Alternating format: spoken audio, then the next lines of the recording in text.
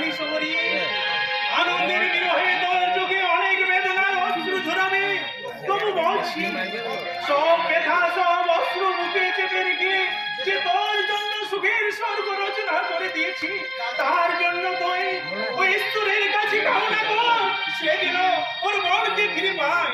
ভাই বোনের মধুর মিলনে ওদের জীবনে যেন সুখ শান্তি আর আনন্দের ফলগু ধারা নেমে আসে সবরি, আনন্দের ফলগু ধারা নেমে আসে।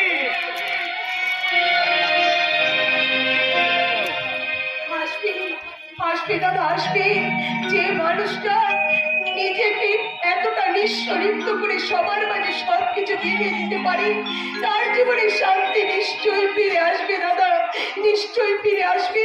আনন্দ, তুমি আমার